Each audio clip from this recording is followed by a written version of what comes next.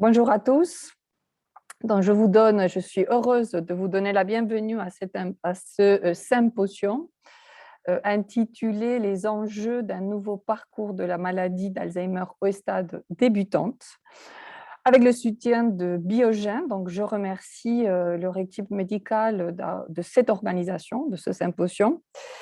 Donc, pendant 1 heure, nous allons réfléchir, discuter, aborder le sujet sur le diagnostic de la maladie d'Alzheimer à stade débutante, à stade léger. Même si je crois que nous sommes tous d'accord, on verra après, mais en tout cas, moi et beaucoup de mes collègues pensent qu'un diagnostic le plus tôt possible est garant d'une meilleure prise en charge. En revanche, nous savons que ce n'est pas la réalité aujourd'hui dans notre pratique et souvent encore des patients arrivent dans nos consultations en stade déjà modéré, voire sévère de la maladie. Donc pendant 1 heure, pendant ce symposium, nous allons discuter, réfléchir au pourquoi déposer un diagnostic au stade débutant. Nous allons aussi discuter des parcours actuels, quels sont les leviers, les freins à l'heure actuelle de ce diagnostic le plus tôt possible, aussi dans l'avenir, dans l'attente et la perspective de l'arrivée des nouveaux traitements. Et pour cela, nous avons divisé ce symposium en 2 parties. Une première partie donc, qui va être présentée, le professeur Mathieu Secaldi, neurologue et responsable du CEM2R de Marseille, va nous présenter des résultats préliminaires d'une étude qui a visé à faire une photographie, un état des lieux des modalités de diagnostic, de prise en charge des malades ayant une maladie d'Alzheimer en stade débutante, pour ensuite, dans un deuxième temps, il va y avoir une table ronde avec l'intitulé de quelle est l'image du diagnostic à stade débutante. C'est vrai on avait discuté entre nous qu'on préférait utiliser le terme débutante que précoce. Donc, quelle est l'image de ce diagnostic à l'aube d'une maladie chronique? Pour cela, je vais poser des différentes questions à des différents acteurs afin d'avoir la vision de chacun, mais aussi d'avoir le regard croisé autour de ce question de diagnostic le plus tôt possible. Et donc, nous avons invité à cette table ronde à Monsieur Michel Billet, sociologue à Poitiers, ma collègue le docteur Leslie Kartz-Pivet, neurologue gériatre au CEM2R de Toulouse, et à Madame Judy Moyard, qui est experte psychologue pour France Alzheimer et qui nous donnera aussi la vision du côté aidant. Et enfin, nous allons finir cette symposium par 10 minutes, une conclusion rapide. Surtout, vous laissez la parole, un temps de questions et des réponses sur le chat. Donc, je vous invite déjà de prendre des questions d'après des différents intervenants et de la table ronde.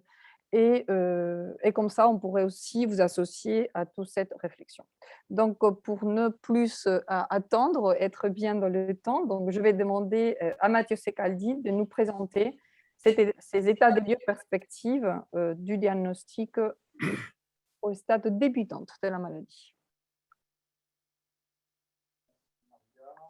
On va installer le diaporama. D'abord, je suis très content de vous rejoindre pour ce séminaire scientifique de la Fédération des centres mémoire et merci au laboratoire Biogen d'avoir organisé ce symposium. Donc, l'idée est de vous présenter des résultats effectivement d'une étude qui a été faite avec le soutien de Biogen sur l'état des lieux et les perspectives concernant le parcours diagnostique de la maladie d'Alzheimer. Et c'est une étude qui a été menée auprès des CEM2R. Alors, on va rapidement voir le contexte et les objectifs de l'enquête, la méthodologie, et puis surtout, on va passer du temps sur les résultats principaux pour terminer sur les les freins, les opportunités, et puis quelques conclusions et perspectives. Alors, le contexte, comme vous le savez, le diagnostic précoce de la maladie d'Alzheimer fait partie des axes prioritaires de la feuille de route concernant les maladies neurodégénératives qui a été publiée en juin 2021. Et l'objectif donc de cette étude, de cette enquête, c'est de faire un état des lieux, des modalités de diagnostic et de prise en charge de la maladie d'Alzheimer en France, alors au stade précoce ou débutant, si on veut être homogène en termes de terminologie, donc de l'affection. Stade débutant qui, comme vous le savez, recouvre en fait d'une part le stade prodromal, c'est-à-dire les troubles neurocognitifs légers ou mineurs dus à la maladie d'Alzheimer, et le stade de démence, de troubles cognitifs majeurs ou démence au stade léger. L'objectif secondaire de cette étude, c'est d'identifier les freins et surtout de pouvoir identifier des perspectives d'amélioration de la prise en charge de la maladie d'Alzheimer, en particulier à ces stades débutants en France. Alors, l'enquête s'est déroulée en 2 phases, avec donc le soutien de Biogen et l'aide de l'agence KPL.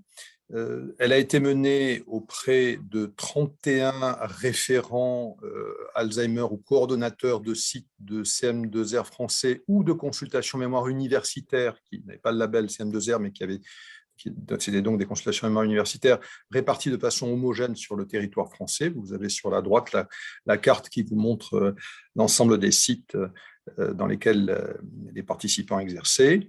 Elle a été administrée de mars à avril 2021. Et comme je le disais, il y a eu une première phase qui consistait en un questionnaire auto-administré sur un mode déclaratif. C'est important de le préciser, car il s'agit vraiment d'une enquête déclarative. On est sur des déclarations et des réponses des participants. Il n'y a pas de mesure objective qui a été réalisée. Ça a été fait via une plateforme ICRF avec 42 questions, certaines fermées, d'autres ouvertes. Et puis, dans une deuxième phase, il y a eu des entretiens semi-directifs organisés en sous-groupes, donc 6 réunions régionales au total, avec donc les participants qui étaient réunis en 6 groupes et qui ont pu donner leur retour, leur impression et préciser les données sur leur région. Et donc, vous verrez que de temps en temps, je ferai allusion à des extraits du verbatim de certaines de ces réunions. Voilà, la méthodologie de l'enquête a été construite avec l'agence KPL et l'appui d'un comité scientifique. Vous avez les noms ici des personnes qui y ont participé. Et je pense qu'on peut passer tout de suite aux résultats principaux. Alors, je m'arrêterai sur certains, j'irai plus vite sur d'autres, et puis éventuellement, peut-être si on a du temps à la fin du symposium, peut-être en abordant les questions, avoir vos réactions. D'abord, concernant le fonctionnement des structures dans lesquelles les personnes travaillaient, la file active globale des patients, vous voyez, est assez large. Enfin, l'éventail est assez large. Ça va d'à peu près 700 à plus de 5000 patients selon le CM2R. Donc, il y a des structures qui sont de tailles différentes.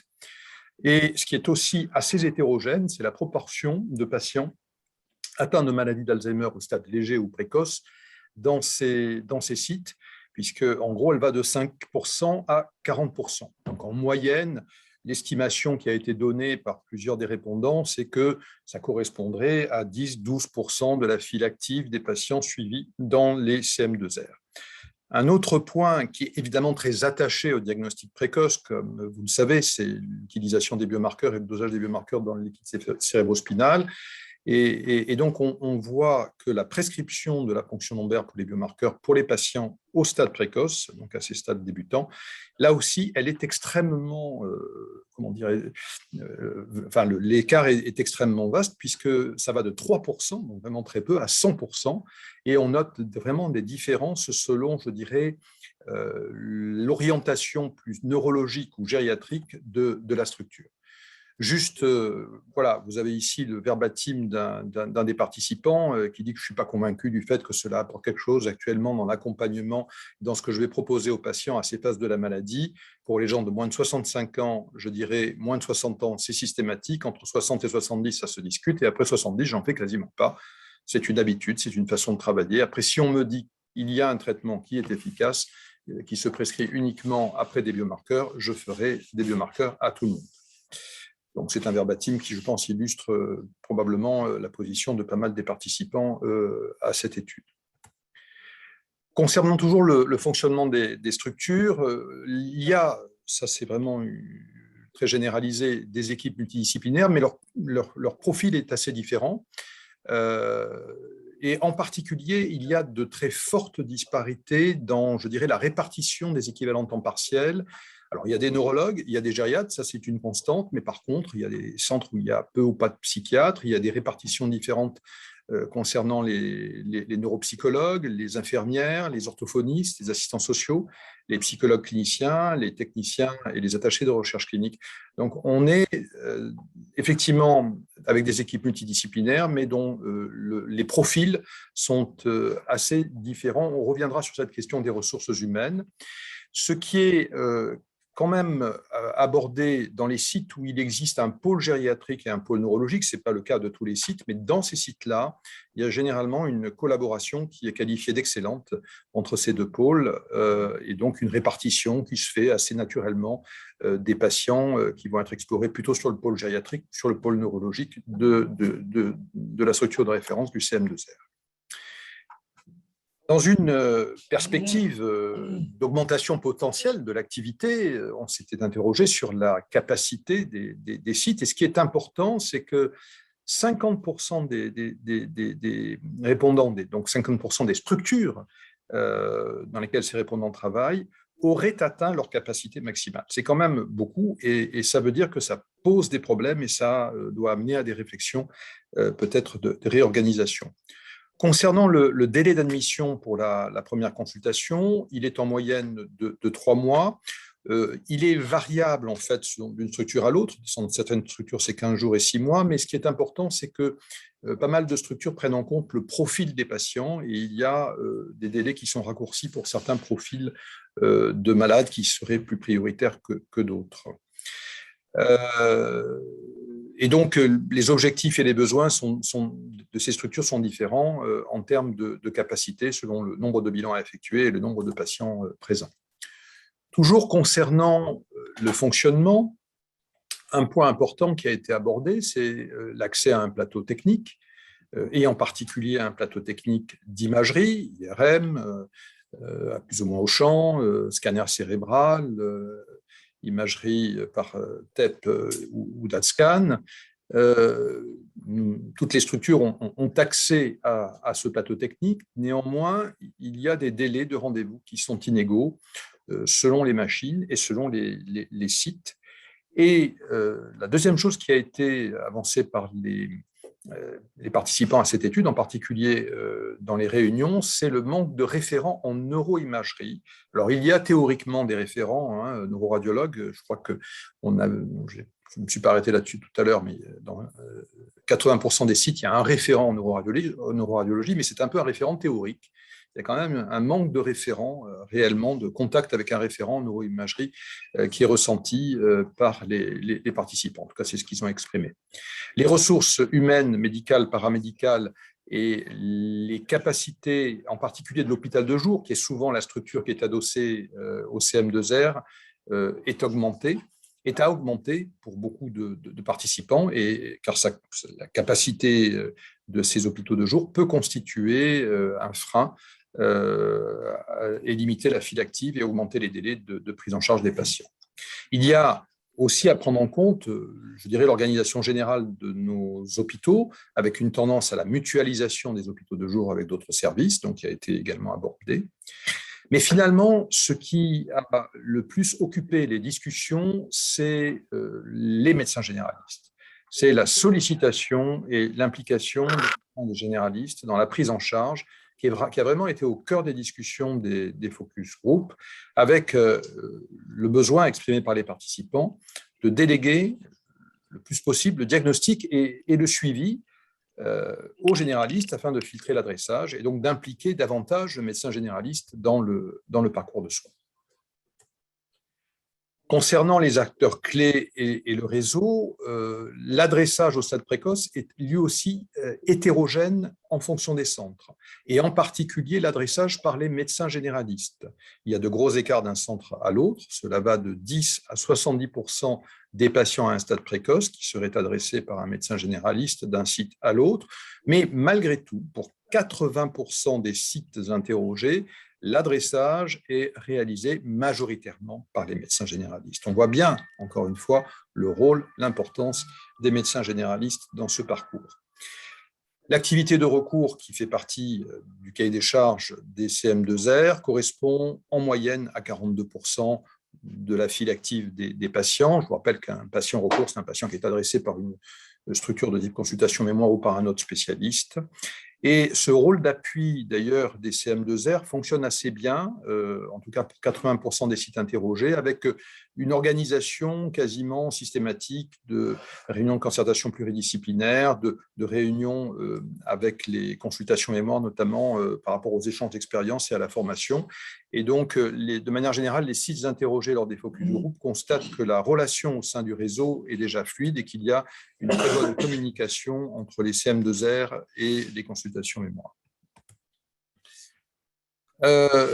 Concernant le délai entre l'apparition des premiers symptômes et l'adressage au site de CM2R, il est variable de 6 mois à 3 ans selon les sites.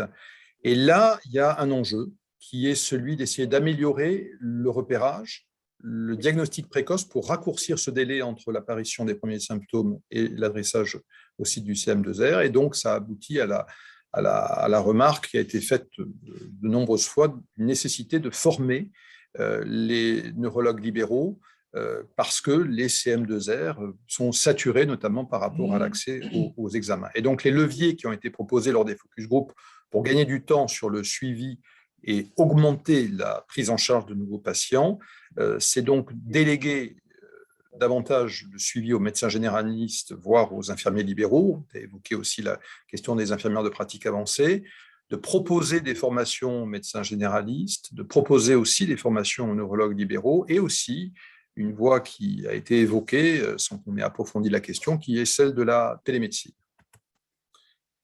Concernant l'approche diagnostique qui est faite dans ces structures, CM2R et consultation mémoire universitaire, on a des bilans qui sont assez homogènes sur le plan du bilan neuropsychologique et du bilan d'imagerie. Il n'y a pas toujours un consensus sur l'ordre dans lequel ces explorations sont réalisées. Il y a aussi des avis divergents sur l'intérêt d'une standardisation des bilans dans les centres, notamment dans l'éventualité de recommandations nationales sur ce sujet. Mais il y a quand même la volonté d'essayer d'harmoniser les pratiques, je dirais, avant que les patients n'arrivent au centre, donc les pratiques et ce qui est fait en ville, et notamment, par exemple, les examens de neuroimagerie. Je reviens juste sur l'importance du DOJA des biomarqueurs du LCR pour les stades précoces, encore une fois avec une attitude une position, je dirais, très hétérogène en fonction des sites interrogés et également des pôles, mais en moyenne, c'est dans 57% des cas que la ponction lombaire est proposée aux patients suspects d'une maladie d'Alzheimer à un stade débutant. Concernant les modes actuels de prise en charge et de suivi au stade précoce, la fréquence de suivi est assez homogène, 1 à 2 fois par an, c'est adapté en fonction des besoins. Elle est personnalisée, elle est variable au cours du temps. Finalement, elle répond aux recommandations de la Haute Autorité de Santé. On voit que les CM2R s'intéressent aux comorbidités. 90% des sites interrogés évaluent les comorbidités, mais tous ne sont pas impliqués dans le suivi des comorbidités. Par contre, ce qui fait l'unanimité de ces structures, c'est que 100% des sites considèrent qu'ils sont impliqués dans la prise en charge médicamenteuse de la maladie. Et dans le verbatim, on retrouve le besoin d'éducation thérapeutique du patient et de l'aidant qui est ressenti avec une proposition lors des focus group de réunions mutualisées de patients aidants dans différentes régions, en digital par exemple. Pour terminer, la perspective de l'arrivée en soins courants d'un nouveau traitement de fond pour la maladie d'Alzheimer au stade précoce, pour 100% des sites interrogés, ça va nécessiter ça aura un impact organisationnel en termes de recours à la ponction lombaire, en termes de nombre de places en hôpital de jour, en termes d'accès à l'imagerie, en termes de formation, en termes d'éducation thérapeutique et d'adressage des patients. Alors évidemment, cet impact est encore difficile à évaluer du fait de l'augmentation potentielle du nombre de patients et les modalités de suivi qui seraient définies, mais il y aura nécessairement des impacts sur la modification, par exemple, du fonctionnement des structures d'hôpitaux de jour qui sont actuellement impliquées dans ce domaine, avec aussi la nécessité d'adapter la prise en charge des patients sur le suivi, notamment radiologique, la place des biomarqueurs, et aussi, encore une fois, sur la question du dosage des biomarqueurs du liquide céphalorachidien, puisque toutes les structures ne semblent pas réaliser fréquemment ce type de dosage. Pour terminer, et ce n'est qu'un résumé finalement, quand on regarde les freins, alors ça a été l'objet d'un vote aujourd'hui, et éventuellement les leviers qui devraient être mis en œuvre pour contrecarrer ces freins, vient en premier lieu, dès aujourd'hui, la nécessité d'augmenter les moyens humains dans ces structures. Il est manifeste que toutes souffrent d'un déficit et qu'elles risquent d'en souffrir davantage, d'autant que certains des participants ont noté que le nombre de médecins impliqués dans notre pays dans ce domaine est moins important que dans d'autres pays européens et que la file active des patients va progresser puisque la population vieillit. Deuxième levier et deuxième direction aussi, c'est d'impliquer plus le médecin généraliste pour l'adressage et le suivi des patients, et peut-être aussi le suivi des comorbidités des patients, essayer de réduire le délai d'accès à la consultation, l'un évidemment lié à l'autre, d'impliquer plus les spécialistes libéraux, d'améliorer l'accès à l'hôpital de jour, de faciliter l'accès à l'IRM, et ensuite de créer des référents en neuroimagerie et de former des radiologues et des généralistes. Les leviers de demain, enfin les freins et les leviers de demain, ça tourne toujours aussi autour du personnel dédié, mais cette fois-ci en termes de formation, il va être absolument nécessaire de former, en tout cas la majorité des participants ont estimé que c'était important, les personnels du CM2R, les radiologues, ceux qui travaillent dans les consultations mémoire, les médecins généralistes, d'augmenter les moyens humains dédiés, on revient sur cette question, d'augmenter les places, le nombre de lits en hôpital de jour, d'améliorer l'accès à l'imagerie. Voilà, c'est en gros les points les plus importants qui ont été évoqués concernant ces points pour demain. Alors, en conclusion, en perspective, ce qu'on note finalement, c'est une certaine hétérogénéité en termes de structure et de moyens, de capacité, d'adressage des patients, de proportion de recours dans ces différentes structures, de profil de la file active, de proportion de malades atteints d'un stade léger de maladie d'Alzheimer, de recours à la ponction lombaire, également de prise en charge notamment pour les comorbidités, mais il y a beaucoup de points qui sont partagés dans cette réflexion, besoins croissants en ressources humaines, lien avec la neuroimagerie, les relations qui sont bonnes et fluides, mais qu'il faut poursuivre, bien entendu, entre les CM2R et les consultations mémoire, le rôle clé des médecins généralistes, ça revient vraiment comme un point essentiel, la nécessité de déléguer le suivi, l'éducation des patients, la formation des professionnels et la prise en charge des médicaments. La prise en charge médicamenteuse, pardon. Et ce qui est certain, et je finirai par ça, ce sera le mot de la fin, c'est qu'il y a eu l'unanimité sur l'impact pour les pratiques et dans l'organisation des suites d'un éventuel accès à des nouveaux traitements. Voilà, merci pour votre attention. Merci beaucoup Mathieu, merci pour ce résumé de cette étude qui nous a donné pas mal de données, donc bravo pour la synthèse que tu viens de faire et les conclusions. Donc je vous invite maintenant à passer à la table ronde, donc je vais changer de lieu. Attendez, je vais...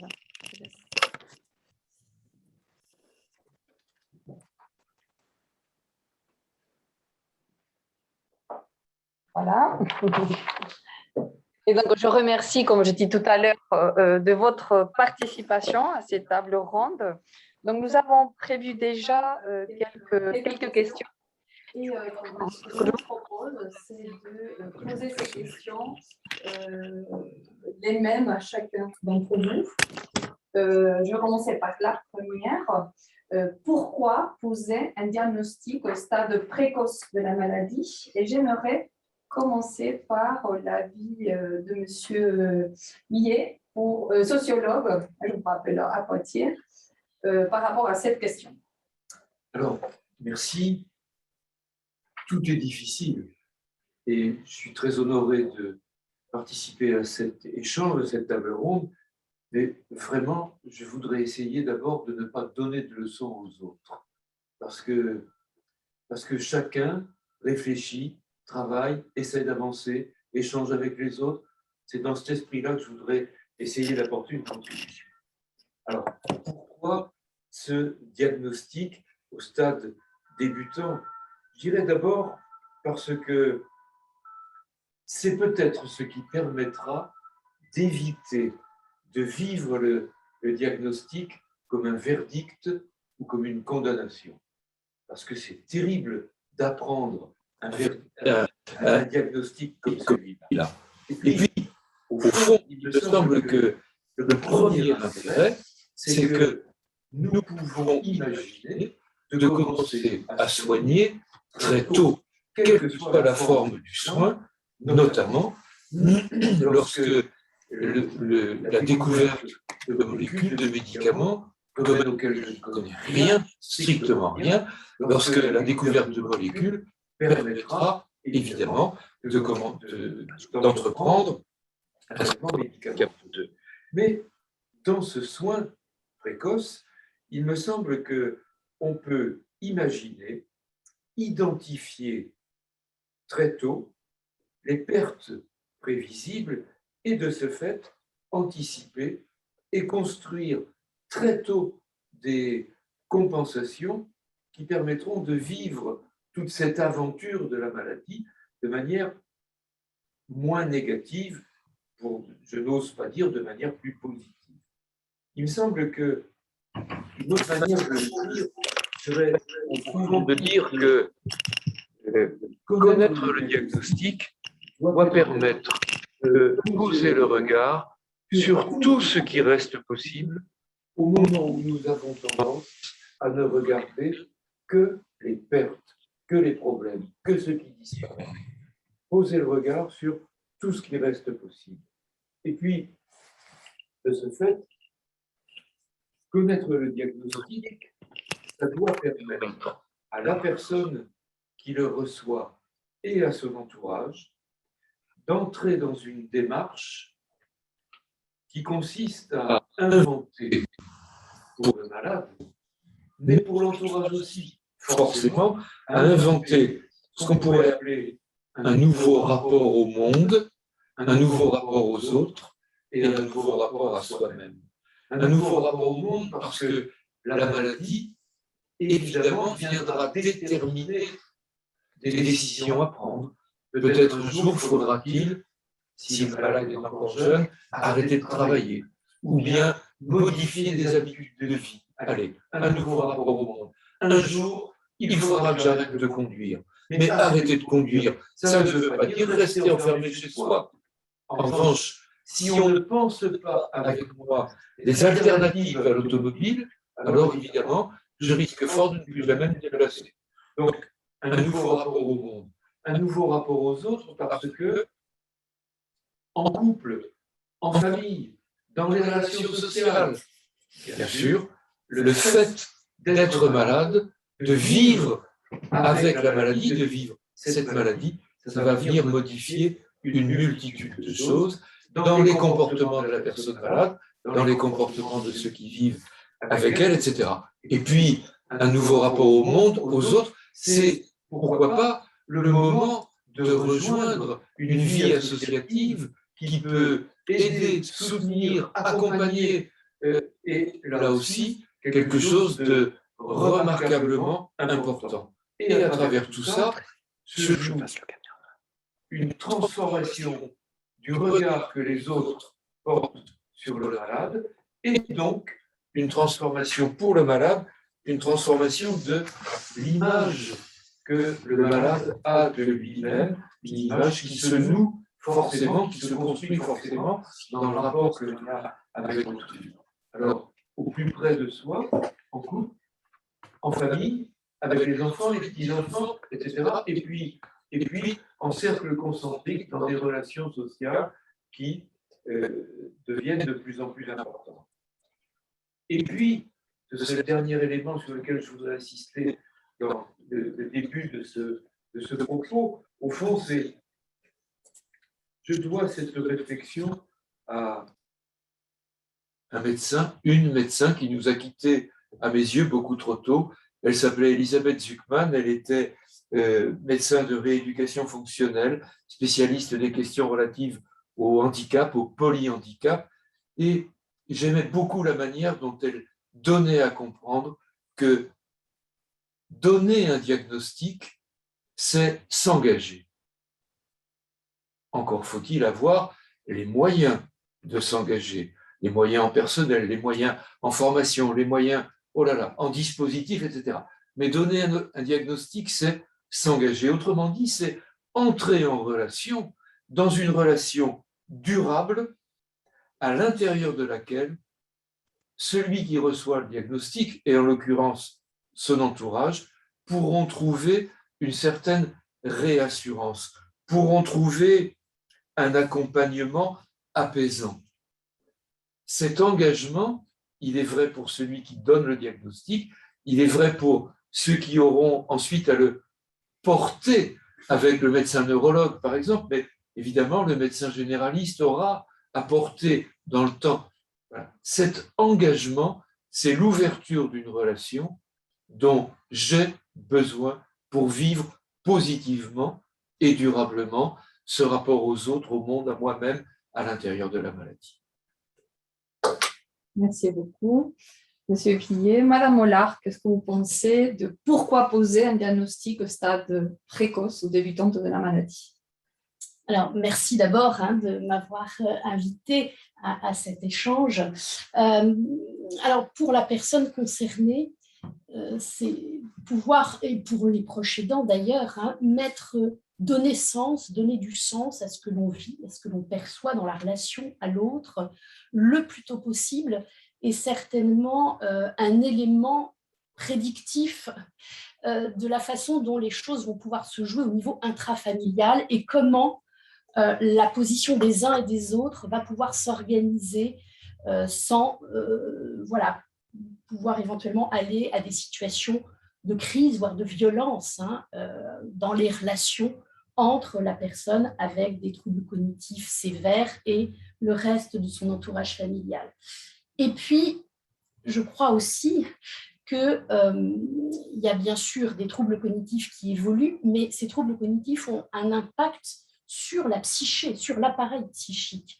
Et d'ailleurs, un psychanalyste qui est décédé maintenant parlait de psycholyse dans le cas de la maladie d'Alzheimer, un appareil psychique qui s'effondre parce que les capacités de pensée diminuent au profit des capacités de perception, avec la perte des capacités cognitives. Et donc, pouvoir avoir accès à cette mauvaise nouvelle, puisque c'en est une, et aux projections que le sujet va avoir de ce qui arrivera par la suite, mais avoir encore les ressources psychologiques pour faire face à cette mauvaise nouvelle, à mon sens, est extrêmement important, pour pouvoir élaborer autour de cette mauvaise nouvelle et en faire quelque chose.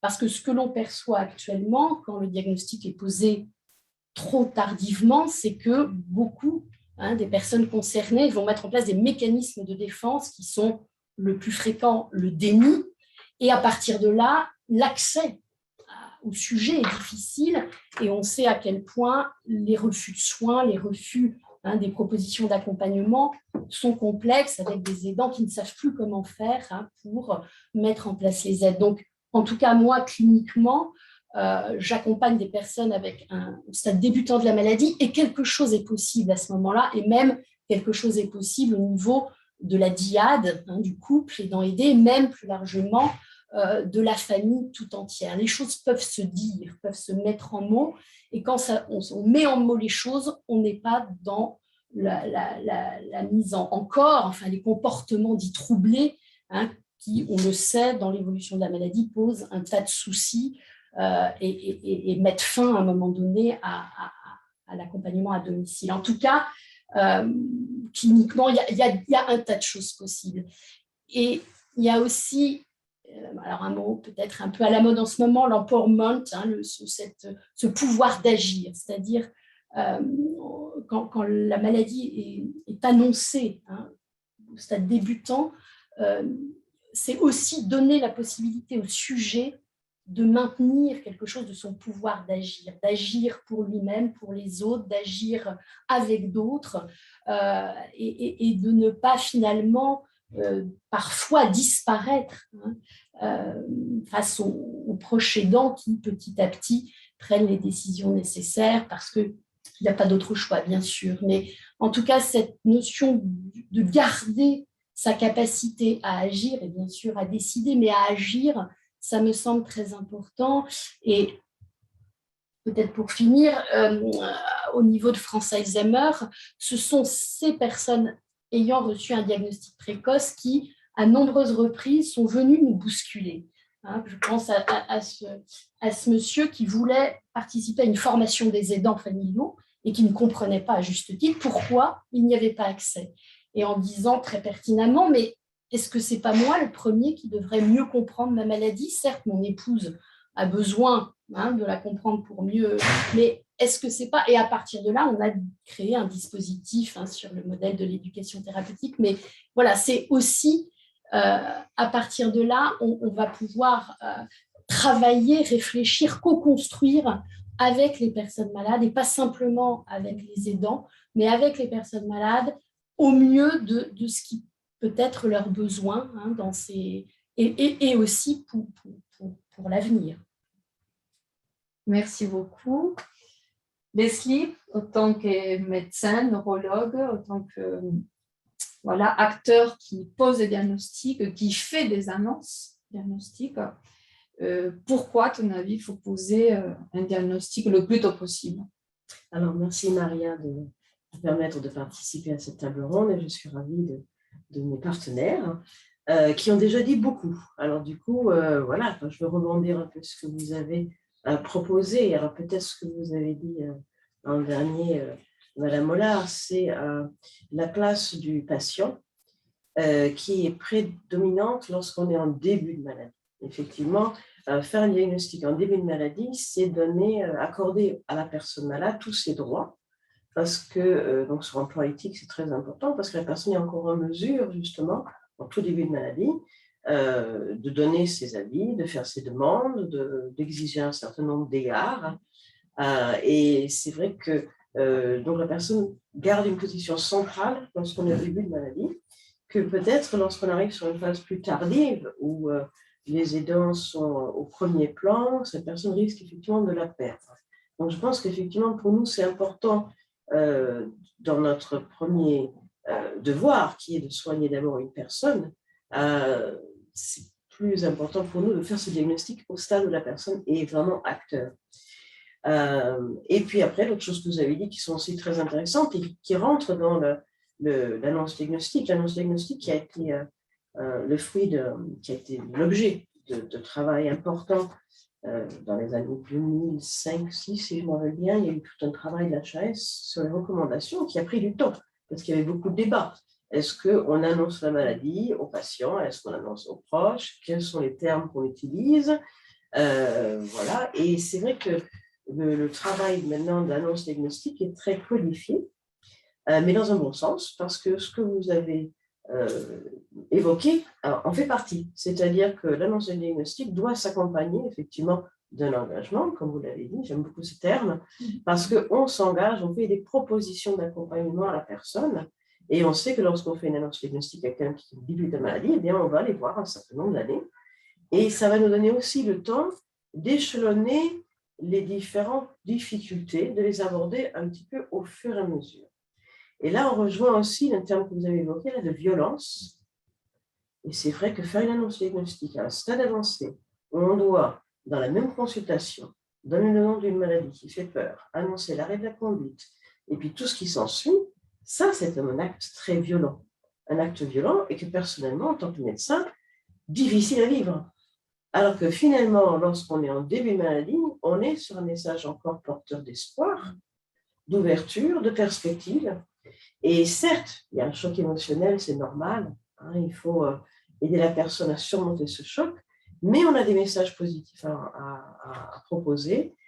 Comme vous l'avez souligné, M. Billet, il y a peut-être certains projets de vie qui, du coup, vont s'arrêter ou changer, mais derrière, il y a de nouveaux projets de vie qui s'ouvrent.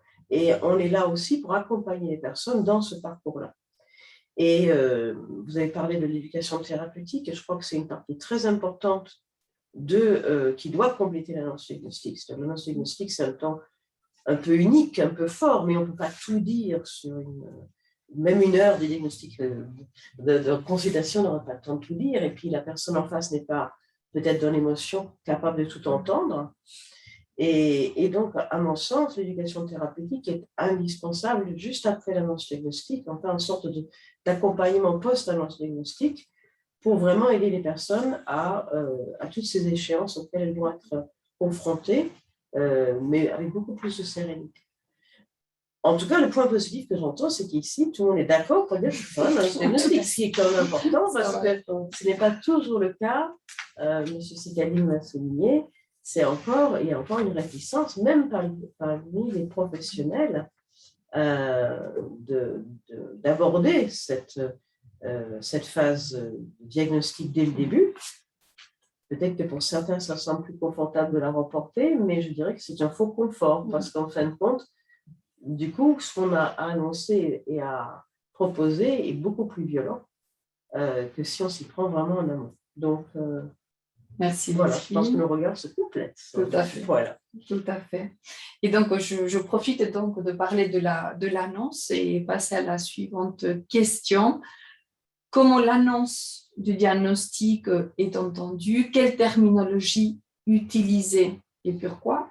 C'est une question assez complexe. Donc, je commence par M. Billet, si vous voulez bien. Là aussi, je voudrais essayer de ne pas donner de leçons, mais si demain vous devez m'annoncer un diagnostic comme celui-là, j'aimerais bien qu'on évite le mot dégénératif. Parce que non seulement je suis malade, mais si en plus je suis en train de devenir un dégénéré, ça ne va pas s'arranger mes affaires. Donc, allez, on essaye d'enlever ça. Par quoi on peut le remplacer? Alors, la notion d'évolution est déjà plus intéressante parce que nos vies sont évolution par définition, si je puis dire. Donc, finalement, c'est vivre. Alors, on est déjà dans quelque chose de beaucoup, beaucoup moins négatif, si je puis dire. Et puis, a-t-on même besoin d'aller rappeler aux malades que, vous savez, ça va évoluer? C'est pas sûr. Une maladie neuropsychologique, c'est déjà pas mal hein, d'encaisser une annonce comme celle-là. Et bien, au fond, peut-être que ce serait pas mal. Voilà. Alors, c'est le point de vue que j'aimerais bien avoir là-dessus, mais d'autres points de vue peuvent être tout à fait intéressants. En tout cas, ce qui me semble le plus important, c'est que nous soyons ensemble, médecins, patients, aidants, etc., que nous soyons ensemble à la recherche d'un vocabulaire qui ne transforme pas le diagnostic en condamnation. Voilà. Oui, bien sûr, c'est vrai, c'est une réalité. Il faut que j'accepte cette maladie qui est la mienne. Et alors? Est-ce qu'elle m'empêche de vivre? Eh bien, tout le défi à relever, c'est de trouver un vocabulaire qui me laisse en vie. Merci. Madame Mollart, quel est votre avis sur cette terminologie utilisée? Pourquoi? Comment annoncer? Alors, je rejoins ce que vient de dire Michel hein, sur le choix des mots. La sémantique est importante et chaque mot véhicule beaucoup de choses dans ces situations très intenses. Hein. C'est un moment très intense, la consultation d'annonce. Il y a une intensité émotionnelle et d'ailleurs, tout n'est pas entendu. Hein, et certains patients entendront certaines choses, d'autres. Enfin, c'est voilà, au regard. Hein,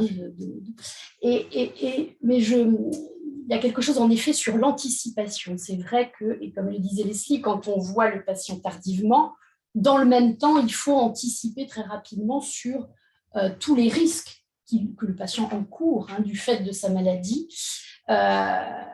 Et c'est vrai que ça fait beaucoup en même temps. Mais même à un stade précoce, nous, ce qu'on entend en tout cas chez les personnes malades, c'est que une de leurs stratégies aussi pour faire face à ce qu'ils vivent, c'est de vivre au jour le jour. Beaucoup d'entre eux nous disent « je dois vivre au jour le jour », profiter pleinement de tout ce que…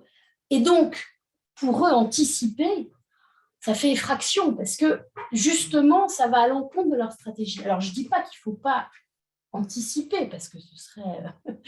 et puis, les aidants ont besoin, mais… Ça, c'est la grande complexité de la chose. C'est comment préparer l'avenir tout en tenant compte des stratégies mises en place par le sujet pour faire face à ce qu'il vit.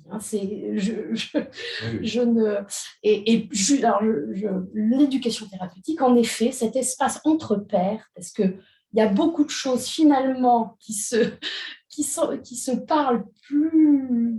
Voilà. À toi, tu fais ça, ah bah tiens, oui, peut-être que moi, là aussi, il faudrait quand même que je pense à… Mais c'est dit entre pairs, c'est pas un sachant qui vient… voilà. Bon, voilà, en tout cas, je voulais rebondir par rapport à ça. Et puis, comment l'annonce du diagnostic est entendue, j'ai envie de dire qu'on peut dire la même chose à plein de sujets. Et je pensais à un monsieur qui vient d'entrer, enfin, qui vient de commencer un programme d'éducation et qui est d'origine argentine et qui disait « Mais vous, les Français, vous êtes une culture de la mémoire, de l'histoire. Enfin, et pour vous, perdre la mémoire, c'est une tragédie abominable. Pour moi, argentin, avec une culture plus… oui, bon, ça me pose quelques soucis parce qu'il faut que je m'appuie sur…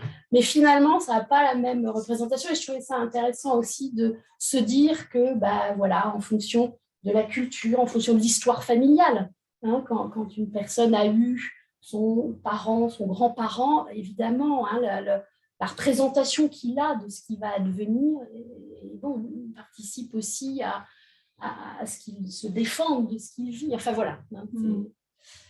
Donc, c'est vraiment du sur-mesure. C'est vraiment dans cette relation privilégiée du médecin et de son patient que les choses se jouent et se nouent. Très bien. Du coup, je regarde le temps parce qu'il faut aussi contrôler de ne pas trop dépasser. Donc, je vais vous poser une dernière question avant de faire quelques conclusions, de passer la parole à l'audience s'ils ont des questions ou des commentaires. Ah non, Leslie, j'ai oublié de te poser la question sur l'annonce. Excusez-moi. Vas-y, Leslie. Non, comment? Surtout, c'est toi qui fais les annonces. Je crois que non, mes partenaires ont dit beaucoup de choses. C'est vrai que les mots à utiliser sont extrêmement dépendants de la culture. En France, on s'est beaucoup battu pour se débarrasser de démence. Le terme dégénératif, j'entends, a encore des connotations, donc peut-être aussi qu'il ne faut pas qu'on l'utilise, j'entends. Et je crois que c'est important cet échange pour justement trouver le bon mot. Mais dans d'autres cultures, il vaut mieux dire dementia. Donc effectivement, c'est très culture dépendant. Donc, dementia, on est encore obligé d'utiliser quand on s'adresse à des anglo-saxons, quand on fait nos papiers, on est encore obligé d'utiliser le mot dementia. Le terme, récemment, on a travaillé justement sur un référentiel d'éducation thérapeutique et on a demandé un petit peu, le terme qui est ressorti, c'est maladie neurocognitive. Je ne sais pas si vous le trouvez acceptable, qui est peut-être plus descriptif, mais c'est vrai qu'il faut trouver le bon mot. Et je pense que dans les années d'annonce diagnostique, on n'a pas encore tout à fait la bonne terminologie et c'est important qu'on ait ces retours là sur les mots. Après, oui, voilà, c'était sur ça que je voulais dire, voilà, l'aspect culturel. Et c'est vrai que le fait de perdre sa mémoire est probablement aussi quelque chose de très important selon les cultures. Chez une petite expérience personnelle, moi j'ai remarqué qu'en France, c'est très difficile de perdre le langage. Je trouve que ceux qui souffrent le plus, c'est les aphasiques. Et pourtant, on a beau ne pas pouvoir parler, on peut faire beaucoup de choses, mais il y a une souffrance chez tous les patients aphasiques qui est peut-être même plus importante. Donc, c'est vrai qu'il y a un côté aussi très symbolique dans ce que la personne vit, qu'on doit aussi essayer d'aborder aussi bien qu'on peut au moment de la consultation, qui reste effectivement un moment très individuel et personnalisable, nécessaire de personnaliser, parce qu'en fonction de la personne qu'on a en face de soi, il n'y a pas de recette. Il y a des choses qu'on va dire qui passeront bien 9 fois sur 10, et puis il y a une personne, on va voir que ça va la heurter, hop, on change tout de suite. Enfin voilà, il y a un moment où vraiment il faut s'adapter au moment et à la personne. Merci Leslie. Et donc du coup, je reviens sur mes mots avant de laisser la parole à Leslie. Pour la dernière question, on va commencer pareil avec le même ordre. Quels seraient les impacts des futurs traitements pour la maladie d'Alzheimer à stade débutant si jamais ces traitements arrivent? Alors, s'il y a un domaine où je suis absolument incompétent, c'est bien celui-là. Mais j'en profite pour dire à quel point, évidemment, je ressens dans mon entourage, chez mes concitoyens, tout simplement, l'attente d'un traitement ou de traitements au pluriel qui permettrait évidemment, de ne pas faire apparaître du tout la maladie, en tout cas d'en retarder l'apparition, d'en retarder l'évolution, de ralentir tout cela, et avec l'idée que peut-être je pourrais mourir avant que la maladie, mourir naturellement, si je puis dire, avant que la maladie ait pris un volume trop important. Évidemment, il y a tout cela pour la personne malade et pour l'entourage. Là aussi, ne perdons pas cette vue, c'est que la maladie d'Alzheimer, elle est portée par une personne, c'est vrai, mais elle est portée de ce fait par toute une constellation familiale, un conjoint, un époux, une épouse, oui, bien sûr, mais des enfants dans des familles qui se décomposent, qui se recomposent, qui n'empêche que, allez, il y a une constellation qui se forme, des petits-enfants qui ne savent pas trop, est-ce qu'ils peuvent encore aborder tel ou tel sujet avec ce grand-père, cette grand-mère qui peut-être... Voilà. Il me semble que ce que l'on attend d'un traitement, on attend le traitement, oui, c'est sûr, et ce qu'on en attend, c'est, je dirais, de vivre moins mal, mieux, pourquoi pas, mieux avec la maladie. Merci. Madame Mollard. Très rapidement, hein, évidemment, il y a une attente considérable. Et puis surtout, je pense que c'est articulé avec pouvoir poser un diagnostic en début de maladie, puisque les patients, pour les diagnostiquer en début de maladie, faut-il qu'ils se présentent chez le médecin, et à partir du moment où il y aura la possibilité de bénéficier d'un traitement, c'est évident que ça sera la possibilité d'être en contact, enfin de voir arriver, me semble-t-il. Enfin, je ne sais pas ce que vous en pensez, Leslie. Mais... Oui, je pense que ça va être, parce qu'on y croit, hein, enfin si, on y quand, c'est plutôt ce quand, on y croit, hein, un des traitements arriveront, symboliquement ça changera tout. Ah oui. Symboliquement ça changera tout parce que l'image de cette maladie, c'est quand même l'incurabilité. Le déclin inévitable, il ne faut pas se faire d'illusions, c'est comme ça que les gens la voient, cette maladie. Donc, l'apparition dans la presse, dans les informations, qu'il y a un traitement pour guérir ou pour ralentir cette maladie, va changer tout. On va certainement avoir tout un tas de personnes qui jusque-là étaient réticentes à aborder le sujet, qui vont au contraire avoir envie de se manifester. On aura aussi tous les anxieux du monde. On sait qu'à partir de 50-60 ans, beaucoup d'entre nous commencent à oublier un mot par-ci, par-là, chercher le prénom. Tous les anxieux du monde qui vont aussi vouloir se faire repérer, dépister. Donc, il y aura, à mon idée, d'abord un grand changement symbolique, comme je dis, au niveau de cette maladie qui peut changer complètement de vécu, l'image. Et il y aura aussi un grand défi, là je parle, c'est le médecin qui parle, un grand défi médical qui sera de répondre à la demande. Je pense qu'il va falloir qu'on communique beaucoup et bien, parce que même sur les traitements, ça ne s'adressera pas à tout le monde, malheureusement. Il y aura aussi certainement des limites, des inconvénients seront très pondérés. Et j'espère qu'on aura le temps entre nous de réfléchir déjà sur cette communication, comment on peut l'aborder. Communication et formation. M. Sekali a cité la formation comme étant un levier qui a déjà été évoqué, donc aussi la formation de nos collègues, de nos confrères, en particulier médecins généralistes, sur quelles seront les personnes à qui on pourra proposer ce traitement, et aussi comment communiquer avec ceux qui malheureusement seront laissés de côté, qui n'auront pas accès au traitement. Donc il y aura aussi cette problématique-là, ceux qu'on pourra soigner et ceux qui seront peut-être se sentiront un peu mis de côté, qu'il ne faudra pas abandonner. Donc voilà, je pense qu'il y a beaucoup de défis à relever, mais en tout cas, le problème est passionnant et on espère bien y être confronté assez rapidement quand même. Bon, merci beaucoup à tous les trois. Peut-être avant de la conclusion, est-ce qu'il y a des questions sur le chat? Ou sinon, je fais la conclusion pour ne pas être trop en retard. Est-ce qu'il y a des commentaires ou des questions ou...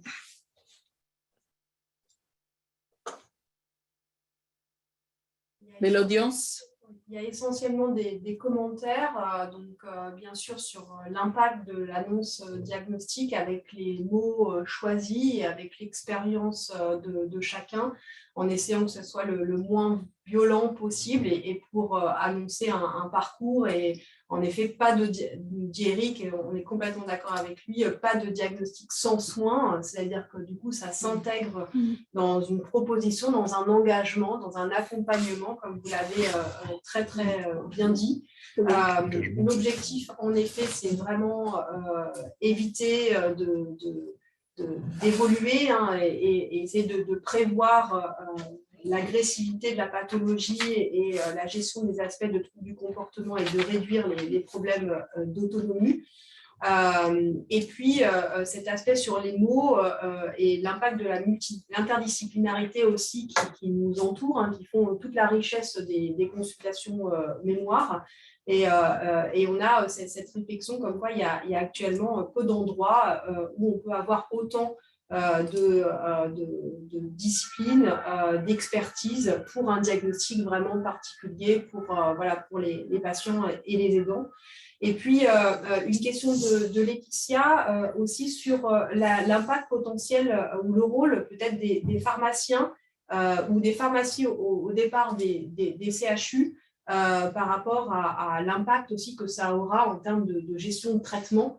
Puisque si donc les premiers sont en perfusion, du coup, il y a aussi ce rôle des pharmaciens qu'il faudra peut-être sur l'aspect aussi repérage, parce que de plus en plus, ils sont impliqués sur le repérage aussi des maladies chroniques. Et donc, voir quelle peut être leur place aussi sur les troubles neurocognitifs. Et puis, bien évidemment, leur impact dans la distribution après des... Oui, pour les pharmacies hospitalières en particulier. C'est vrai que c'est un point qu'on n'a pas évoqué dans le parcours et c'est une idée très, très importante. Tout à fait. Bon, merci à tous ces commentaires dans le chat. Donc, j'ai une mission presque impossible de résumer ces symposiums. D'abord, je vous remercie à vous quatre parce que il y a une richesse, c'était vraiment passionnant. Il y a très intéressant ces données qui nous a permis aussi d'entamer ces discussions de la table ronde par rapport à une conclusion ou quelques conclusions de la présentation des Mathieu. Donc, même s'il y a une homogénéité dans les modalités du diagnostic au sein de ZER, mais je crois qu'on l'avait déjà discuté au sein du bureau avec notre présidente Audrey Gabel, c'est que je crois qu'on a une mission peut-être d'élaborer des consensus au niveau sein de ZER et consultation mémoire et de la médecine générale pour avoir ces consensus de diagnostic, repérage, diagnostic, adressage, etc. Donc ça, c'est peut-être une conclusion à garder comme perspective, comme frein à ce diagnostic au stade débutant. Donc, il y a problème d'organisation, de ressources humaines, surtout que j'ai pris, l'IREM, des leviers. Il y a effectivement ce rôle de médecin généraliste qu'il faut vraiment travailler, les impliquer, les former. De toute façon, on a 80% d'adressage. Déjà, c'est un bon début. Impliquer les neurologues libéraux dans le diagnostic et formation plus de tous les professionnels, de tous. Par rapport à notre table ronde, donc je crois qu'on est tous d'accord, bon, vous trois, j'étais un peu observatrice, on peut se dire qu'on est tous d'accord que poser le diagnostic le plus tôt possible, stade débutant de la maladie, c'est essentiel. Je vais donner quelques phrases, idées clés. Ça va permettre un traitement, une prise en charge précoce et donc beaucoup bénéfique pour le patient et la famille. Que dès le début, il faut porter une vision positive, ça va permettre de mettre une vision positive, poser le regard de sur tout ce qui reste possible, construire un nouveau rapport au monde, aux autres et à soi-même, d'après ce diagnostic. J'ai beaucoup aimé, je crois que tous nous avons beaucoup aimé cette idée que de donner un diagnostic, c'est s'engager, c'est très beau et très juste, et que c'est d'entrer dans une relation. Apporter ce diagnostic précoce, c'est donner du sens aux patients et aussi aux familles, à ce qu'on vit, ce qu'on souffre, ce qu'on perçoit. Et les choses vont pouvoir se dire entre tous. La place du patient, donc très important, dès le début de la maladie, on offre au patient d'être l'acteur, le principal acteur, décideur, au début de la maladie. Par rapport à l'annonce, donc, cette réflexion sur le choix de mots, je crois qu'on est tous d'accord que le mot neurodégénératif, peut-être c'est à nous, le médecin, à travailler ce mot et de ne pas l'utiliser. Est-ce que c'est neuroévolutive, mais aussi l'évolution, dès le début, dire ça à patient, voilà, aussi à réfléchir. Et enfin, pourquoi pas maladie neurocognitive, point. Anticipation versus profiter le présent, ces difficultés aussi, cet équilibre. Le rôle essentiel de l'équipe de l'éducation thérapeutique, aidant et surtout patient aussi au début de la maladie. Et on est tous d'accord aussi, vous avez été vraiment d'accord tous les trois, qu'on est tous impatients de l'arrivée d'un nouveau traitement. Et comme a dit Leslie, ça changera tout. Merci beaucoup.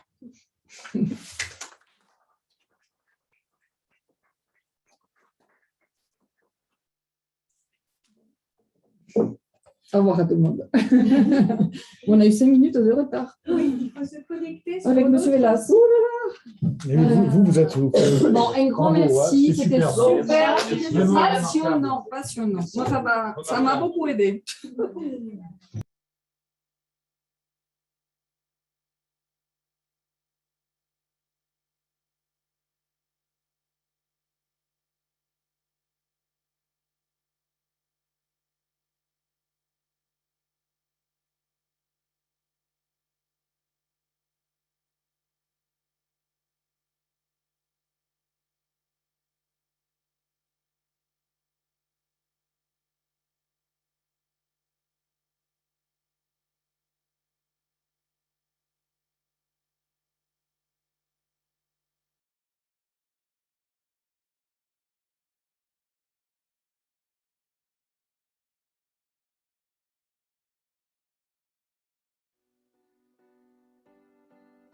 Découvrez Advance, un programme de formation dédié à la maladie d'Alzheimer. La maladie d'Alzheimer est un enjeu mondial de santé publique. Elle repose sur une prise en charge multidisciplinaire tout au long du continuum et en particulier dès les stades précoces de la maladie. Des milliers d'informations, de données cliniques, de stratégies de prise en charge sont générées chaque jour dans vos domaines d'intérêt. Advance vous facilitera l'accès à de l'information cliniquement pertinente pour la prise en charge de vos patients. Advance est un programme de formation médicale élaboré par 16 experts multidisciplinaires internationaux. Enrichi par un comité scientifique français composé de spécialistes de la maladie d'Alzheimer. Advance est un programme de formation complet qui vise à vous apporter une information cliniquement pertinente. Qui peut bénéficier d'Advance? Advance s'adresse à tous les professionnels de santé prenant en charge les patients atteints de la maladie d'Alzheimer et de maladies apparentées. Quel que soit votre niveau de connaissance, venez découvrir le programme Advance. Advance, c'est un parcours de formation à votre convenance, que vous disposiez de quelques minutes ou de plusieurs heures. Advance est composé de 4 modules. La physiopathologie de la maladie d'Alzheimer et les maladies apparentées. L'évaluation clinique. La neuroimagerie pour le diagnostic et le suivi. Les biomarqueurs pour le diagnostic précoce de la maladie. Advance est une initiative qui vise au partage des savoirs validés dans la maladie d'Alzheimer, en particulier concernant le diagnostic précoce, la prévention des troubles cognitifs. C'est aussi un programme ajusté à la prise en charge clinique française et qui s'adaptera à la réalité de votre agenda.